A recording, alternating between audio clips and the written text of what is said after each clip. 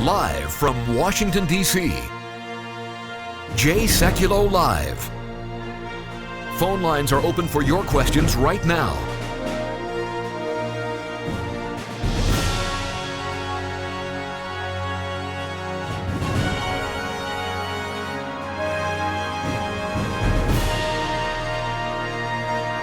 And now, Chief Counsel for the American Center for Law and Justice, Sekulow.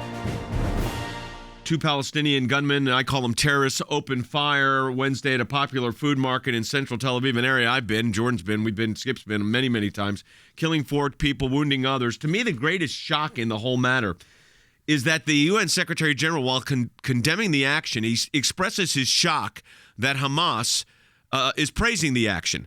And he's expressing his shock, and the next sentence says Palestinian leadership, which in his view includes Hamas, needs to be condemning this. Why in the world would you be shocked when they're calling for Israel's destruction? We've actually got a call from a viewer, a listener of the broadcast who listens via and watches via Periscope. Avi's calling from Israel. Avi, welcome to the broadcast. You're on the air. How you doing, Jay? Good, sir.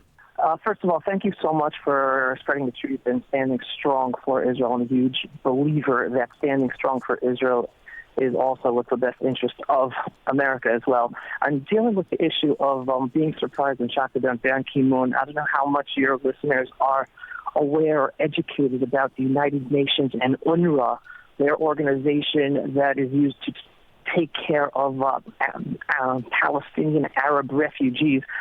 UNRWA, which is funded by the UN, EU, U.S. taxpayer money, it works in cahoots with Hamas. UNRWA school educates these children in Gaza to kill Jews. I am not shocked that Ban Ki-moon is shocked, quote unquote, about Hamas. He knows all these years that he is supporting Hamas. The UN, as an official body, is whether actively or an enabler of the terrorism that Hamas does day in and day out. Now, I'm going to tell you this. The terrorism here in Israel is not going to stop so long as the international bodies of the EU, the UN, and U.S. politicians allow their taxpayer money to go towards the Palestinian Authority, who are all corrupt and they're billionaires and they're not doing anything. Yeah, and this is something, by the way, we have, Avi, I'm going to get Jordan address this. Jordan, we've been working on this for years. And by the way, let me say this.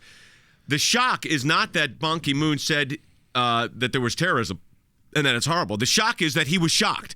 And I made that point. I said that, by the way, Avi, so you know this. I was at the UN last week and was part of the BDS summit, Ambassadors Against BDS, at the General Assembly and gave a 20-minute speech. It's up at aclj.org on this very issue of this delegitimizing Israel. But this is, by him saying he is shocked, it's legitimizing Hamas, Jordan, as a political power.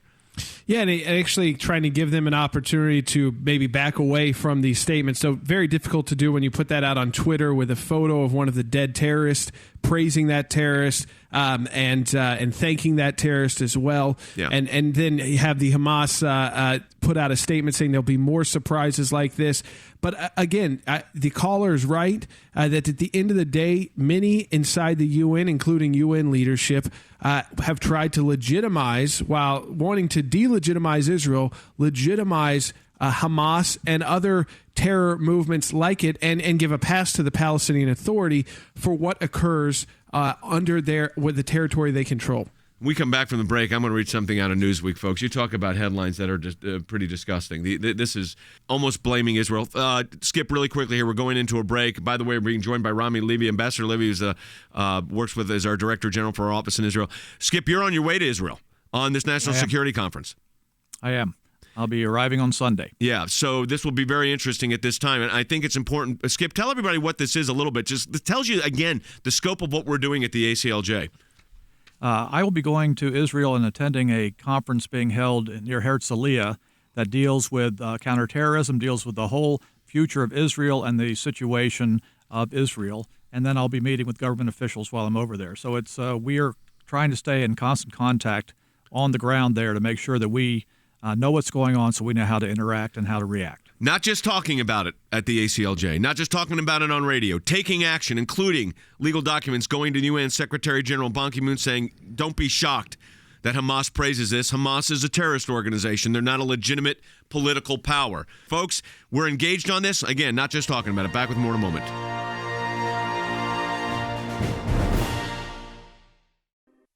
There's been another deadly attack in Israel, this time in a crowded shopping area in Tel Aviv. 2 Palestinians opened fire, indiscriminately killing and wounding Israelis. Hamas is celebrating the brutal attack. One Hamas leader even called the terrorists heroes. On the heels of our historic presentation in defense of Israel at the United Nations, Palestinian terrorists have again targeted Israeli citizens. At the same time, anti-Israel extremists increased their vicious and discriminatory attacks on college students and Jewish businesses. These are two sides of the same deadly coin, attempts to delegitimize and destroy the state of Israel. At the ACLJ, we're mobilizing our international resources to fight back. We're aggressively working in our Jerusalem office, on Capitol Hill, and at the UN. The Israeli people need to hear from you. Add your name to our petition to defend Israel from anti-Israel attacks. Call now, 1-877-989-2255, or you can add your name online, aclj.org.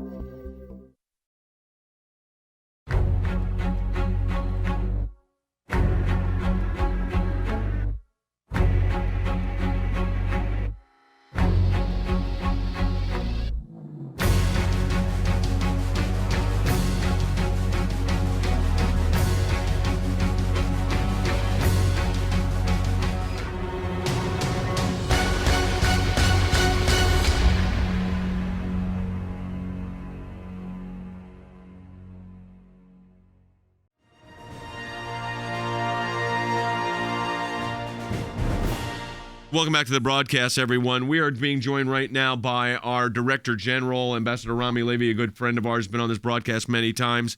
Give me your sense right now of what is taking place in Israel in light of this terror attack, which is unusual in Tel Aviv. It's not been one that you've seen these kind of terrorist attacks. What's the sense right now? Well, if we take into consideration the fact that for the last 130 years, the Palestinians did not want us here, and we take it into perspective, the extreme Islam is attacking all over the world. They don't want the Westerns in Sydney, in San Bernardino, etc. We know and we understand it's a war that's been going on and is going to continue for a long time. There was a meeting today of the Prime Minister and the Minister of Defense, Yvette Lieberman, or Victor Lieberman, a few hours ago. And as of now, there is a curfew on the village where the terrorists came out of. Right. And I believe that within a day, things will clear up, because the intelligence forces are actually now investigating to understand exactly where it comes from. We already heard from Hamas a lot of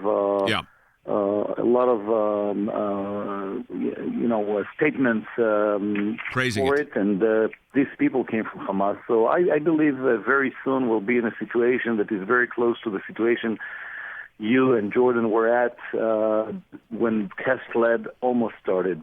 Yep. From my perspective, it's a constant war. It's been going on for 130 years. I want to take this opportunity to say to every listener of your program that this week I met some very high officials from the Prime Minister's office that have seen your speech at the UN and are super thankful for your support. Yep. And are super thankful for everything you've done since you've started supporting Israel. It's very heartwarming and good to know for the Israelis right before Shavuot, the Feast of Pentecost. Right. It's starting this weekend, to know that there's so many millions of people around the world that are supporting us. Let me go ahead and take a phone call from Joseph. He's calling from New Jersey. He's on line 4. Joseph, welcome to the broadcast. You're on the air. Yes, Jay. Yep. My question is, what can be done to stop these terror attacks in Israel from not just the group that was responsible for the attack yesterday, but all the groups that are responsible for the attack. The difficulty, you ask a great question, Joseph. I'm going to go to our national security expert and get Jordan's perspective on this too. These new type of attacks, Skip, are much harder to stop. They are. They're more like individual attacks where people are not as coordinated, and therefore the intelligence is more difficult to gather. So when they attack as lone wolves, so to speak, it's very hard to get those. Jordan, we got an interesting comment. I'll get Rami to comment on this from Devorah on Facebook saying, Ban Ki-moon is not shocked. He's lying through his teeth. She's worried about that. Lex says, we're praying for the peace of Jerusalem, but we just can't stand by and wait for this to happen again. But the fact of the matter is, the Ban Ki-moon situation, which Rami touched on briefly, I'm going to go back to Rami in a moment, but Jordan, I want to hear from you first. This is what is bothering me. Obviously, the attack bothers me the most. But the fact that Ban Ki-moon, the Secretary General, came out and condemned it, but then expresses this just shock and outrage that Hamas would approve of this, shows you how out of touch they are, or, as Devorah said, this is exactly what they intended anyways, and this is just, UN nonsense. Yeah, UN nonsense. Oh, I'm shocked by this, and a lot of diplomatic speak. If they really are shocked, if they're really upset, the UN can do something here. They're not powerless when you're talking about the Secretary General of the United Nations. If you wanted to do something in response to this, or let Hamas know and the Palestinian governments, the various governments know what will be the consequences of this continued, as they called it, surprises against Israel during Ramadan, and what the UN would be willing to do. Now, I think that's a bit of a dream, because I don't expect the UN to take any kind of really difficult action, tough action against either Hamas or the Palestinian Authority. Rami, let me go to you on this. You've served in very high diplomatic positions with the Israeli government. You've served in the military. These attacks, these are different than other ones. A lot of callers are coming in asking what can be done to stop these individual attacks. And Rami, explain to people how difficult that is. I mean, it's a tough scenario. Yes, it's an extremely tough scenario because the civilians, the terrorists are hiding behind the civilians, and the civilians are being helped by Hamas itself, that is backed by Hezbollah, backed by Iran. So I believe that within the next 48 hours, the Israeli government is going to act, and the action has to be done with the head of Hamas. The head of Hamas has to be punished for what they've done. If you ask me personally, my personal opinion, we need to go in and just go after the head of the Hamas, especially since they do say that the people were Hamas members. Right. The world is in a very difficult situation right now. The world is being attacked.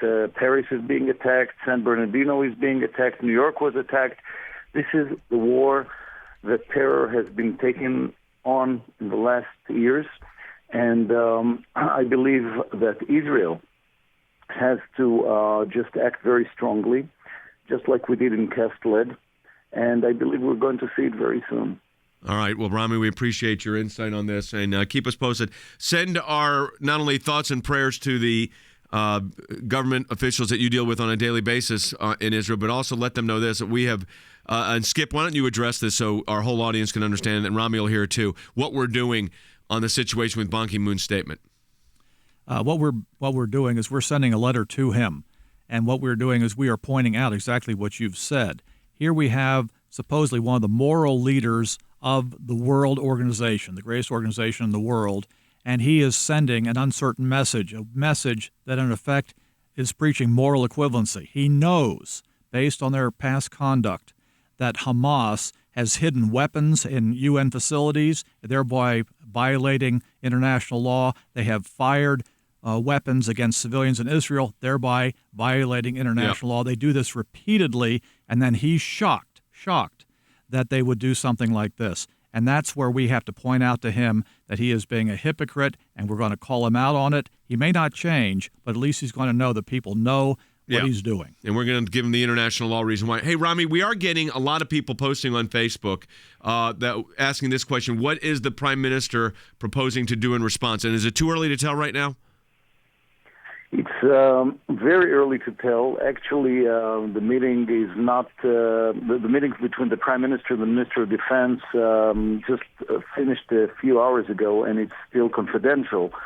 There are a few actions that are being done right now. One is, of course, as I said, the village they came out of is being closed, and we're arresting a lot of their family members and the people that assisted them. The intelligence forces are now gathering intelligence from them and from other sources in order to prove what I believe is the truth, that Hamas is behind it. Yep. What will happen, I believe, just a few days, few hours. It's going to be, there has to be retaliation from our side, and this has to be stopped because the attacks on citizens during Ramadan has been going on for the last few years, and this is something that I believe the Prime Minister is going to act on. Rami, keep us posted. Let the Prime Minister know that we have taken legal action at the UN as it relates to this whole situation with Ban Ki-moon. All right, we appreciate it. Rami Levy, Director General of the ACLJ offices in Jerusalem and also former ambassador for the State of Israel. Thank you for being with us, Rami. We appreciate it. Let's go to Michael, who's calling from Virginia Beach, Virginia. Michael, very quickly, go on ahead, please. Jay, listen, we built a homeland for Jews. We can build a homeland for displaced Christians in the Middle East. I'm going back to your conversation with the vicar of Baghdad. Right. And we can build a homeland in the desert for all three of these people, including the next group, those people in Palestine who feel they're overcrowded and oppressed. And until the number one man defending Israel in America, Jay Sekulow, gets a movement going to build a homeland for Middle East Christians, his credibility is going to be well, let me limited. ask you this. You know, Michael, of course, that I represent Palestinian Christians, right? You're aware of that.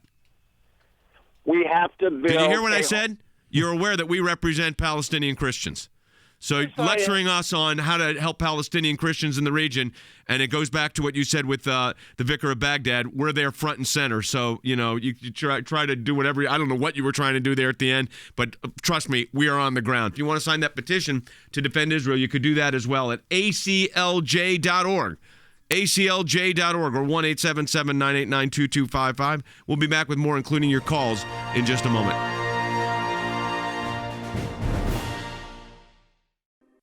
There's been another deadly attack in Israel, this time in a crowded shopping area in Tel Aviv. 2 Palestinians opened fire, indiscriminately killing and wounding Israelis. Hamas is celebrating the brutal attack. One Hamas leader even called the terrorists heroes. On the heels of our historic presentation in defense of Israel at the United Nations, Palestinian terrorists have again targeted Israeli citizens. At the same time, anti-Israel extremists increased their vicious and discriminatory attacks on college students and Jewish businesses. These are two sides of the same deadly coin, attempts to delegitimize and destroy the state of Israel. At the ACLJ, we're mobilizing our international resources to fight back. We're aggressively working in our Jerusalem office, on Capitol Hill, and at the UN. The Israeli people need to hear from you. Add your name to our petition to defend Israel from anti-Israel attacks. Call now, 1-877-989-2255, or you can add your name online, aclj.org.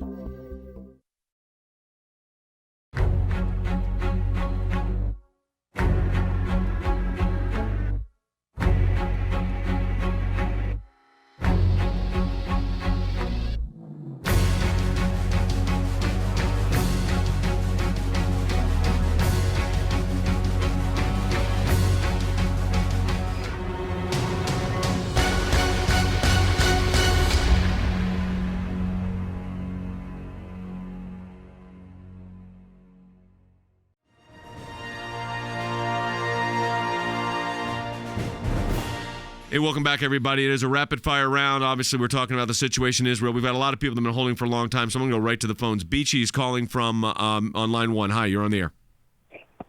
Hi. I want to say we are so blessed to have you, America and Israel, Thanks. in our corner fighting for us. God bless you, you and your whole team. Thanks. Everywhere. Isn't Hamas and the Muslim Brotherhood the same people that the Obamas invite over to the White House? Well, there was for dinner? there was a whole controversy about that there were members of some of these radical groups that were invited over. Let me give you a little bit of the history of Hamas. I think, Skip, it's important to point this out. Hamas is the political wing of a movement.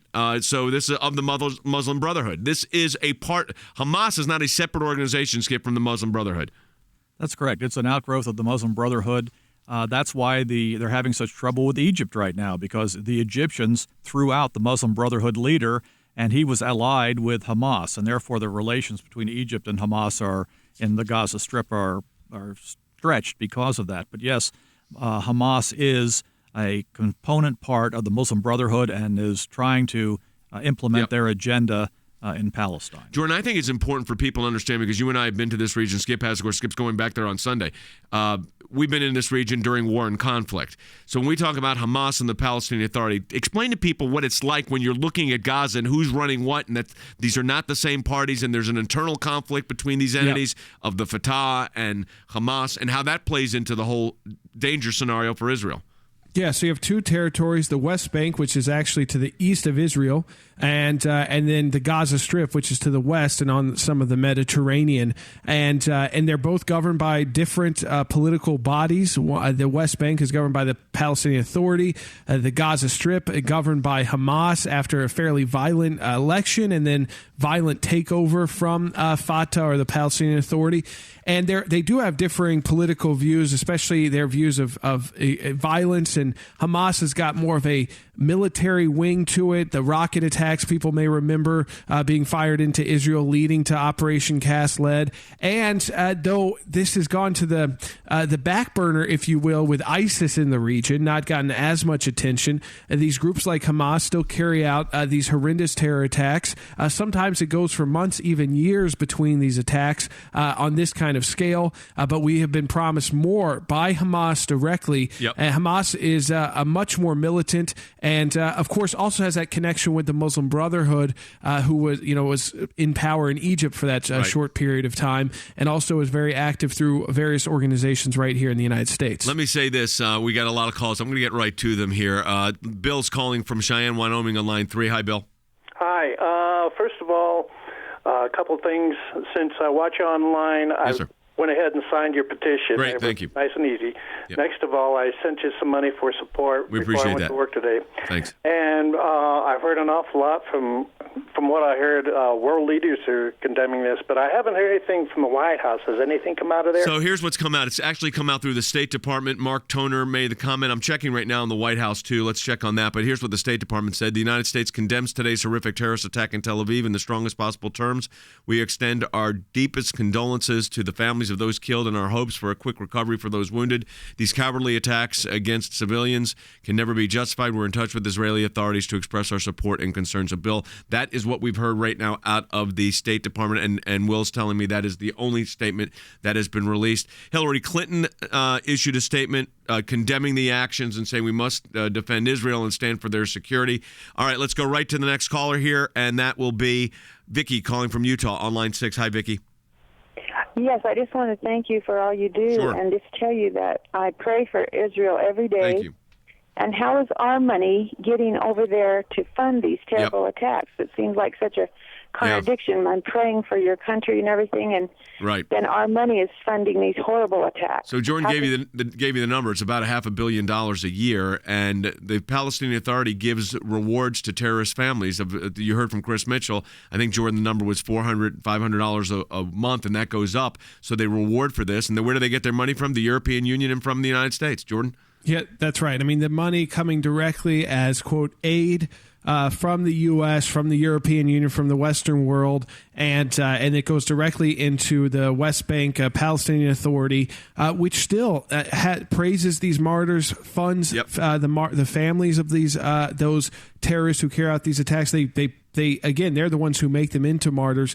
And we'll see the reaction on this one because Hamas was so quick to claim responsibility. There is that tension between the Palestinian Authority and Hamas, but sometimes they have to prove to their own people. This gets to that education, that propaganda and indoctrination. Exactly. They need to occasionally prove to their own people that they are radical also. And so they will then praise these individuals, even though they may have not been directly connected. It's really all of this is the heart of how people are being educated in these territories. And they've been educated to hate and to want to kill. All right, let's go to Glenn's calling from Roselle, New Jersey. Glenn, you're on the air. Oh, yes. Hi. God bless you, Brother Jay. I just love what you guys stand for and what you do. Thanks. But my question is, why can't our U.S. Congress just stop the funding that gets to Hamas? Well, they're supposed, Skip, the truth of the matter is they're not supposed to be funding Hamas. It's just the money's getting there. And, of course, when we relieve the sanctions on Iran, we've got a brand new book coming out in the fall called Unholy Alliance, Iran, Russia, and Syria. But the release of those assets, Skip, in a sense, helps fund all of this.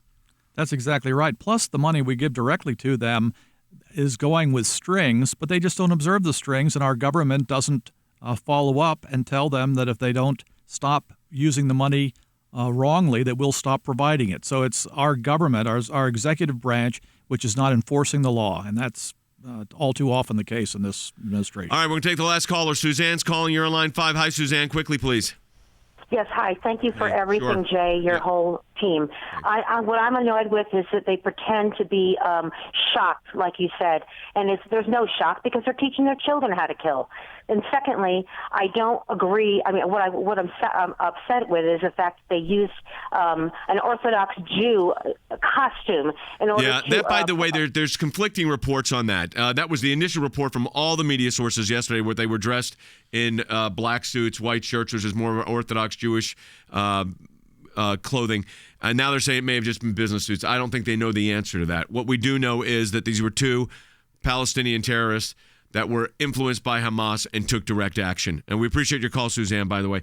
Hey, that's going to do it for the broadcast today. Let me encourage you folks to get our book. If you haven't got it, you need to get Rise of ISIS. If you want to know about Hamas, get Rise of ISIS, Threat We Can't Ignore. There's an expanded edition that is out, available on Amazon, wherever books are sold. Get educated on this. We encourage you to do that. We also want you to sign on to our petition in support of Israel at aclj.org. And Jordan, the last thing here is this will escalate in the next 24 to 48 hours. Yeah, that's what, Rami, and we know, again, Israel does a great job. This place is already reopened again, and you wouldn't even be able to tell that this attack had occurred, but for the folks gathering around and our own David Benjamin at the site. It's operating again. That's something Israel does for peace of mind and to show its resilience. But this will not go unanswered. This will be answered by Israel in a strong show of force, which, by the way, will bring international condemnation. So it's time to stand with Israel. If you want to stand with Israel, and I can't think of a better day to do it than right now, aclj.org. That's aclj.org or 1-877-989-2255. aclj.org or 877-989-2255. We'll talk to you tomorrow.